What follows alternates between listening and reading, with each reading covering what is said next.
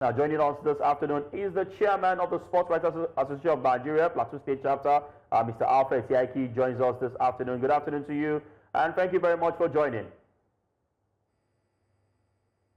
Good afternoon, Favor. It's good to be here. All right, the new dawn for Plateau United with the appointment of Shola Adegun. What does this appointment signal about Plateau United's long-term vision, especially given his background in youth development? Well, it shows you that the government wants to be intentional about their actions. They've decided that, if you look at the model the clubs like Remo Stars have, you discover it works. So the government have seen that it's better to go the direction of youth. With Shola's pedigree in youth football, you know that definitely they want to invest in the youth, see how they can sell, and make Plateau United, a selling club, a revenue generating club.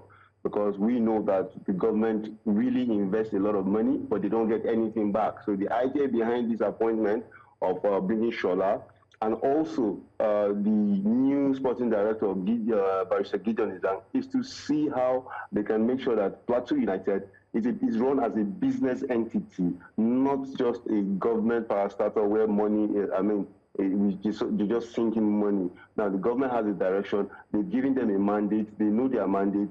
We're looking towards privatizing the club. These are the gentlemen they feel can handle and run the club differently from what we have in the norm. You know how Nigerians, how people perceive club owned by government. It's just like, okay, nobody will come and ask us questions about how we expend the money. All right, interesting thoughts right there. So we just money goes down the drain. You don't see development. You don't see player sales. But now the narrative is different for Plateau United.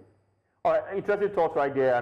When you look at what you've said as the government trying to look at privatizing the club, and also try to ensure that it's more of getting results, not just on the field of play, but in other areas. But we all know that when it comes to the government clubs, we see that most of the time appointments are given to persons probably who are close to the government. And with the sacking of Mbawa's Magnus following his underwhelming performance, do you think there's a deeper issue within the club that was resolved, or is just a need for fresh ideas, or you think that something had to happen in terms of what was happening at the club before now? Yeah, like you said, a need for fresh ideas. For most people that don't know, Ousted, the general manager, practically comes from the same village with the governor. So if the governor can remove his own brother in quotes, you know that he has a direction he wants the club to go. And if Mbas, because we saw how Mbas struggled, how the team struggled last season, even though they came seventh, at the end of the day, it seemed as if the football was not what was expected. They struggled relegation all through the season, and then now with somebody like Shola coming in, yes, time will be given. I'm sure he might not win the league in the first season, but you can see that there will be a developmental plan in the next 2-3 years. I don't think the government wants to give him a 1-year plan. They'll give him a 2-3 years plan to see whether you can take the club to. And after then maybe he can be reassessed. I think the contract is for 3 years. We've not gotten the terms yet, but I think it's for 3 years. So, Favor, we know that what the government wants, what the government wants, is that they want to see a Plateau United while being up there in the league. They all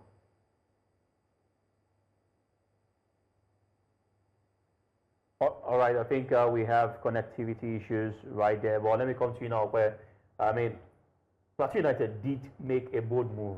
First, a manager who has not gotten an MPFL experience, a manager who is quite young, coaching a side like Plateau United with rich history, and also knowing fully whether they're a club or a club side that want results.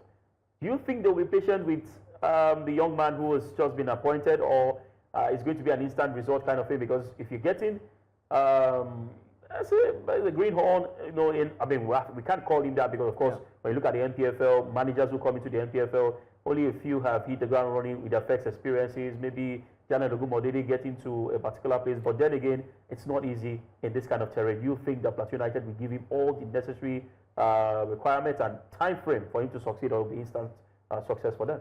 Patience is needed, and I believe they will give him that time. I mean, going after someone like Shola, they know his pedigree in terms of what he has done with youth. And I have solid intel, actually, that, you know what, they're trying to do a rebuild. Since last year, you know, the governor has certain advisors in terms of sports who honestly giving him their best in terms of their expertise, and they are the ones advising him. That's why you are seeing these changes now. Okay. It's been 1 year in the making. So after the last season, they said, you know what, let's put this into effect. There are also plans for a new stadium, actually. So I think they will give him time, and let's see what will happen. All right, we just been told that we have Zaiki back with us.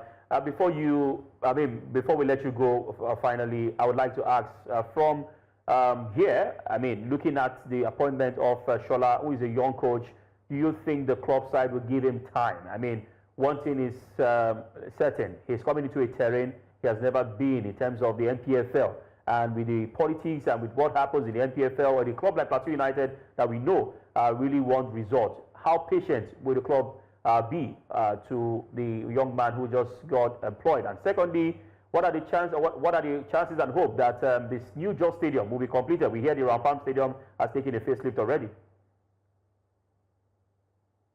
Yeah, Shola will be giving time. I know the project at hand.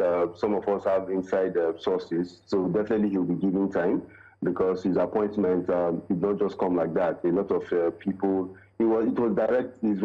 His appointment was deliberate. Everybody has seen his handwork. For most people that don't know, Shola had already worked in Jos before with Miss Palace Football Academy, and he led them recall to the under-15 La Liga promises in Ikene, so where he came second. So he's already used to the terrain, but then, like you said, it's now the government will definitely give him time. Yes, you talked about the Rampam Stadium undergoing remodeling.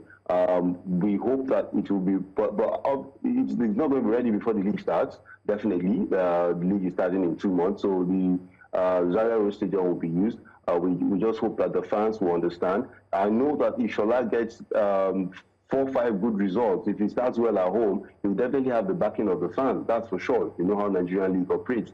You talked about his experience in the Nigerian Premier League. Well, even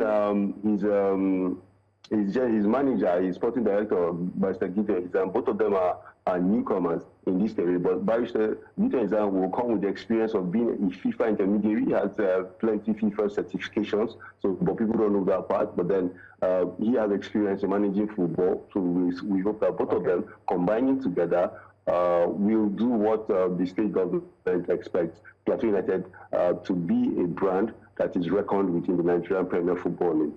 All right, I want to say a big thank you to you, Chairman Seiki and Alfred Seiki, for your quality time. We look forward to the very best of next season with Plateau United, and hopefully, the very best, of course, come to your state team. Thank you very much for joining.